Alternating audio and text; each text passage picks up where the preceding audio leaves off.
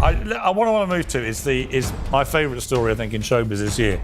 The Justin Baldoni war with Blake Lively, which seems to me, initially I felt quite sorry for Blake Lively, then I've been reading all the messages between them all, and which he's been putting out, obviously, and it just seems like a pair of absolute weapons-grade narcissists. Somebody is not a fan of the truth getting out there. I'm a fan of the truth, or at least hearing all sides. And the more you know, the more perspective, context, and full understanding you can hopefully achieve. Are you going to sue Blake Lively too? Into oblivion, Megan. Wait till you see this lawsuit. Oh boy. Well, for what?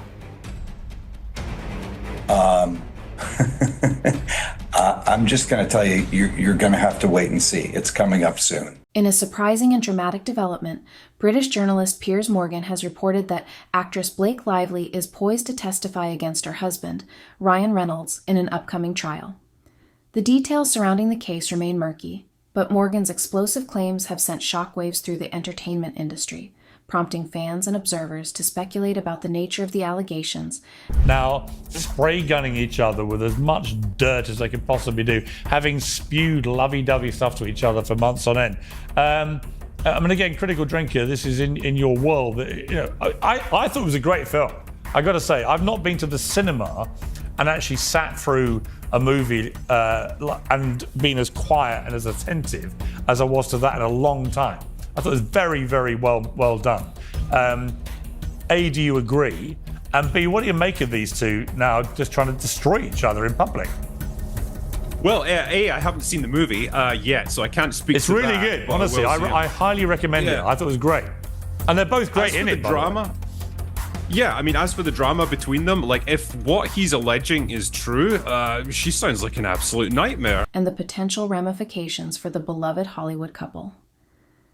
As the situation unfolds, it appears that both Lively and Reynolds are embroiled in a public battle. You don't often see messy women in film. I feel like this is a film that's important to be made because just as an actor, I am not often given the opportunity to tell the story of a woman that really experiences the entire spectrum of female or any human experience, you know? Like when you experience pain or trauma or darkness or sadness, that's your character. Or if you're light and levity and love and joy and hope, then that's your character. You don't often see a woman that gets to be so multifaceted because you don't often see messy women in film. And so to be able to be a woman who's contradicting herself, but yet it makes complete sense, and seeing the messiness of the human experience, I think is a beautiful thing to see because it makes people feel seen and not alone. And I know that's how I felt when I read Lily. With each party seemingly attempting to undermine the other. This conflict comes on the heels of the release of It Ends With Us, a film adapted from Colleen Hoover's best-selling novel. So when they were filming It Ends With Us in front of my parents' place, I can't really speak to the entire movie, but specifically for this one scene, the only time that we did see her was like specifically when she was filming. I want to say she pulled up like 10 minutes before shooting, discussed a little bit, and then the cameras were rolling, and then pretty quickly cleared out. But I honestly don't know how much interaction she had with bystanders. There were a lot of people who wanted autographs, or like a photo, or get their book signed, but they blocked off basically the entire block during the time of filming. So I'm not sure about how any of her interactions went, if there were any at all, but I will say she did draw a big crowd. That delves into the complexities of domestic trauma and unhealthy relationships. Lively stars as Lily Bloom, a character caught in a tumultuous relationship that swings between intense love and devastating chaos. Given the film's sensitive subject matter, now, Baldoni's lawsuit is 179 pages, so in case you don't have time to read through it all, I want to read you a direct quote from the complaint that essentially summarizes everything that Baldoni is alleging. He says, Lively wields immense power as one of the world's best-known celebrities. She set out to destroy plaintiffs' livelihoods and businesses if they did not bend to her incessant demands, and when they refused to give way, she did exactly that, accusing them of foul and reprehensible misconduct. Now, I reached out to Baldoni's attorney, who tells me that they have copious amounts of text messages and emails and other evidence that they say proves that Baldoni did nothing wrong. I reached out to a representative for Blake and Ryan. They have not responded yet. A careful and thoughtful promotional strategy was essential to ensure that it resonated appropriately with audiences and did not alienate survivors of domestic violence. We're going to be talking all things Blake Lively and her legal complaint that she's filed against her It Ends With Us co-star Justin Baldoni. Yes, the It Ends With Us movie drama does in fact not end. What's interesting about this story to me is the Justin Baldoni of it all. He is a self-proclaimed male feminist. He's woke. He speaks out against sexual assault and sexual harassment, even toxic masculinity. And now in this legal complaint filed by Blake Lively, he's being accused of sexual harassment. I challenge you to see if you can use the same qualities that you feel make you a man to go deeper into yourself. And will you be man enough to stand up to other men when you hear locker room talk, when you hear stories of sexual harassment, when you hear your boys talking about grabbing ass or getting her drunk? Will you actually stand up and do something so that one day we don't have to live in a world where a woman has to risk everything and come forward to say the words "me too"? This is gonna be really awkward if these allegations are true. I will say, just for the record, I'm not a fan of either of these individuals, and something about both of them rubs me the wrong way. However, Lively's promotional efforts have faced significant backlash for being tone deaf, particularly in light of the film's serious themes. Critics have pointed out that her marketing approach, Justin Baldoni, is now involving Taylor Swift in his lawsuit against Blake Lively. So Justin Baldoni is suing Blake Lively, Ryan Reynolds, and their publicist for over $400 million for all the It Ends With Us drama. Now he's name dropping Taylor Swift, Blake's bestie, in the mix. Thankfully, Taylor Swift is not being sued, but she's mentioned in his 179-page paper complaint. And he's alleging that Taylor's fame was used to pressure him during production. And it really all stems from this penthouse situation where Blake and Ryan live. Apparently there was a meeting there with all of them, and Taylor Swift was actually present, and Blake ended up rewriting one of the scenes. And even after the meeting was over, Baldoni texted Blake this, saying, "I gotta put my glasses on for this one, the font is too small. Also was working on the rooftop scene today. Really love what you did. Makes it so much more fun and interesting, and I would have felt the same way without Ryan and Taylor." which included light-hearted promotional videos and social media campaigns, misrepresents the film's content and undermines its gravity. For instance, in a promotional video, this was a sinister PR move.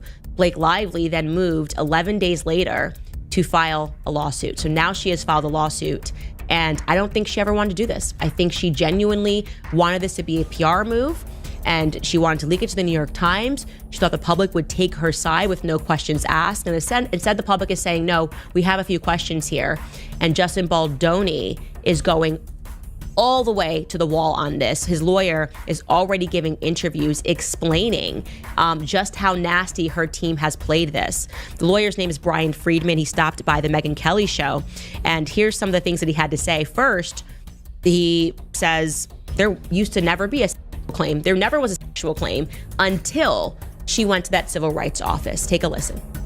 There was actually no allegation of sexual harassment until the lawsuit was filed. Lively encouraged viewers to grab your friends, wear your florals, and go see the movie, which many interpreted as trivializing the serious subject matter of domestic violence.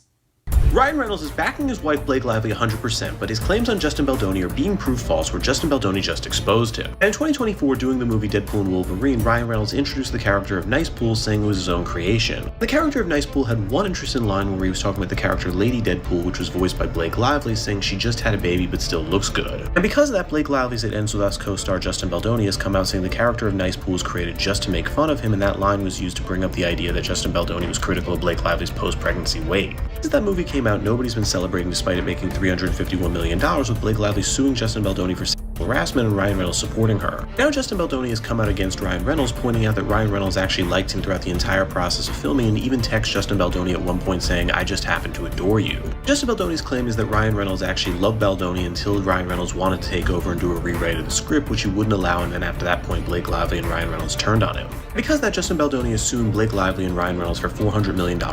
This has led to heated discussions about the appropriateness of marketing tactics in relation to sensitive topics, with many arguing that such strategies risk trivializing the experiences of survivors. Despite the fact that the New York Times claimed that they had thousands of pages that were handed over by Blake's team in order to confirm the details to publish in the New York Times, right? Except she wants to subpoena all of their phone records, including locations, text message, regardless of the recipient, regardless of the subject matter, dating back 2 years. Which to me tells me, one, she clearly doesn't have any evidence to prove this if she's had at least 2 months now since the filing of her original complaint to try and pull something together, right? To pull a rabbit out of the hat. But if we're gonna go back 2 years, she's saying that what, this alleged smear campaign dated back 2 years against her? That doesn't sound like she's looking for evidence. That sounds like she's looking for dirt. Sounds like her legal team plans to comb through all of the phone records to find something incriminating. Now, this is my own speculation, my own theory. I'm not stating this as fact, but it kind of sounds like they want to dig up some info to maybe strong arm Baldoni's legal team. Because why else would you want access to all that info?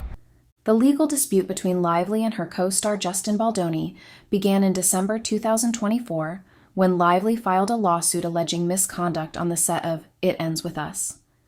Her claims detailed inappropriate behavior, including intrusive questions about her personal life and unprofessional conduct during filming.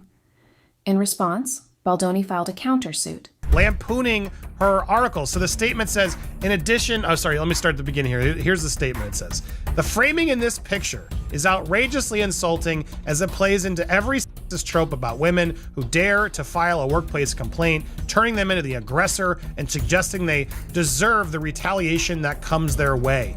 In addition, the story is extremely offensive as it incredibly seems to explain away documented examples of SH and retaliation by calling them cultural misunderstandings.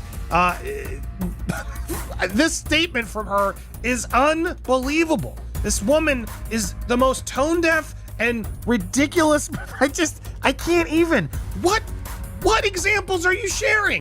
Accusing Lively and Reynolds of defamation and attempting to damage his career. This legal back and forth has not only captivated the public. What is problematic about this? Well, let me tell you what the former Keeper of Dragons thinks. The framing in this picture is outrageously insulting as it plays into every trope about women who dare file a workplace complaint, turning them into the aggressor and suggesting they deserve the retaliation that comes their way. Delulu Lively knows exactly what she's doing, but has also ignited broader conversations about workplace ethics, power dynamics in the entertainment industry, and the challenges faced by individuals who come forward with allegations against prominent figures. Baldoni's lawsuit has taken an unexpected turn, as he has now included Taylor Swift in his legal claims.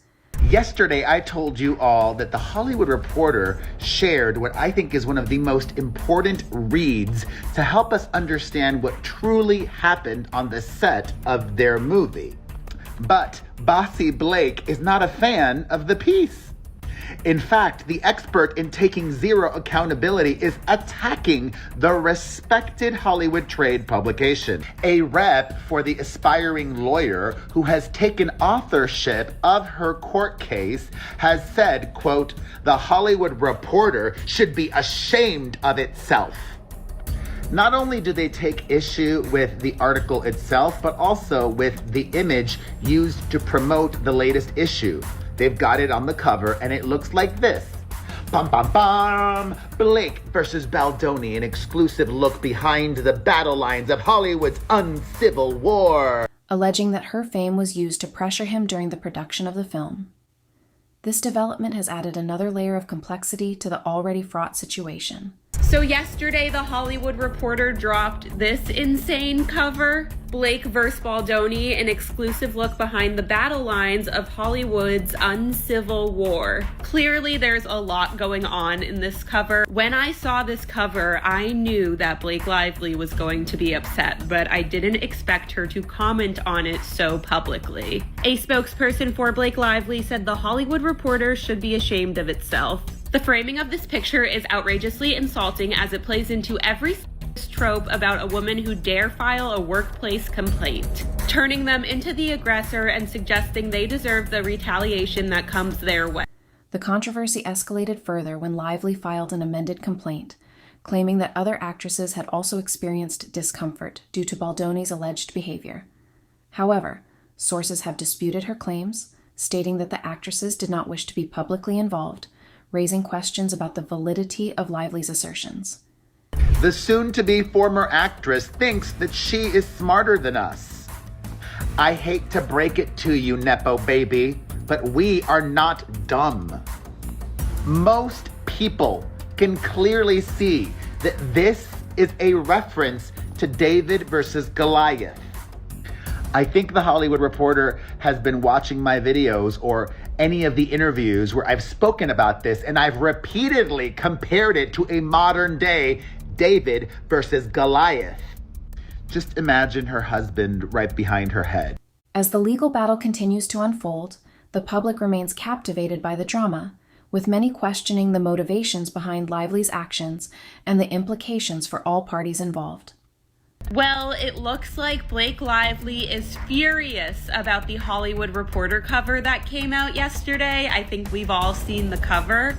Blake even had one of her representatives make a public statement about the cover, and wait until you guys hear what this representative said. So yesterday, the Hollywood Reporter dropped this insane cover. Blake vs. Baldoni, an exclusive look behind the battle lines of Hollywood's uncivil war. Clearly, there's a lot going on in this cover. I made a whole separate video about all of the symbolism if you are interested in that. When I saw this cover, I knew that Blake Lively was going to be upset, but I didn't expect her to comment on it so publicly. A spokesperson for Blake Lively said the Hollywood Reporter should be ashamed of itself.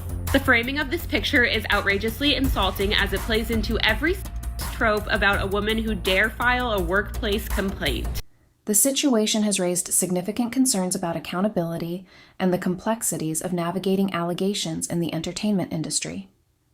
Observers are left to ponder whether Lively's actions are genuinely rooted in advocacy for others or if they represent a more self-serving agenda. So she filed an amended complaint that is 141 pages long. She added 48 pages to her initial complaint that she first filed back in December. The big bombshell here, according to Blake Lively, is that there were other women on the set who were also made to feel uncomfortable by Baldoni's alleged behavior. Blake Lively claims in this new updated complaint that another female co-star who is unnamed in this complaint, that she actually reported this behavior to Sony, which was the distributor behind this film. Now, I have reached out to Baldoni's team. We have not heard back, but you see there that they say that he did not hold himself accountable after this was reported, and instead that he used a louder voice, it goes on to say, to silence Blake Lively and anyone else who may have spoken up. The ongoing saga has also highlighted the challenges faced by individuals who come forward with allegations of misconduct, particularly in an industry that often prioritizes celebrity status and public image over accountability. As the legal proceedings progress, the stakes continue to rise, and the outcome remains uncertain. The public's fascination with the unfolding drama. Sources indicate the two women are actresses Jenny Slate and Isabella Ferrer, who could not immediately be reached for comment. So it just goes into who they are. But what's crazy is they did not want to be named. So when her amended lawsuit dropped, everybody was like what?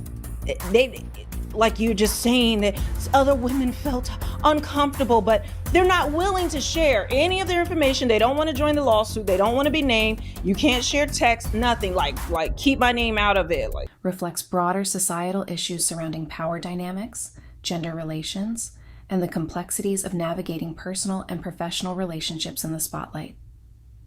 Obviously, people think the other two women are Jenny Slate and Isabella Ferrer. Something I cannot reconcile is Isabella Ferrer's text message to Justin after she stopped filming with him. She literally says, "Thank you for making it such a comfortable set for me, my first film." You would just not say that. You would not use those words to your creepy director. You would use other words to kiss his ass. But she literally says, "Thank you for making it such a comfortable experience." It's so true. You would just not send that message. Or you would send another message that would be ass kissy too, but you wouldn't use the words comfortable and safe. I believe she used the word safe. The other person who I really need to hear from is Jenny Slate, because I believe maybe all this other stuff is pointing towards her, that she was the other person in this. Right. Jenny Slate, I feel like, has the power to rule on this case. Yeah. Like if she comes out and says like, everything was fine. She says I was creeped out. Or she says I was creeped out. No, I think that even if she says I was creeped out, first of all, and this is a point a lot of people are making, listen, a guy being a little too woo-woo, maybe a little creepy, being uncomfortable is not the same thing as being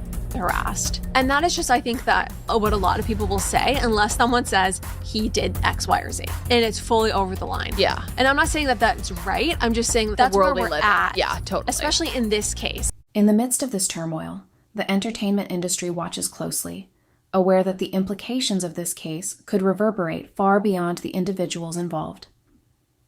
And produced documents in the discovery process, said a spokesperson for Lively. So a spokesperson now, not even just that was in the lawsuit, but now a spokesperson has come out and said this. Who's a spokesperson? Is it a lawyer? Is it Ryan Reynolds? Is it Blake? Like who? You don't even name it? Okay. In a statement, Brian Friedman, a lawyer for Baldoni, said that Lively's revised lawsuit is filled with unsubstantial hearsay of unnamed persons who are clearly no longer willing to come forward. The discussion sparked by this legal battle may lead to a reevaluation of how allegations of misconduct are handled in Hollywood and beyond, potentially paving the way for more transparent and accountable practices in the future. As the narrative continues to evolve, the public remains eager to see how this high-profile case will ultimately unfold and what it will mean for the future of those involved.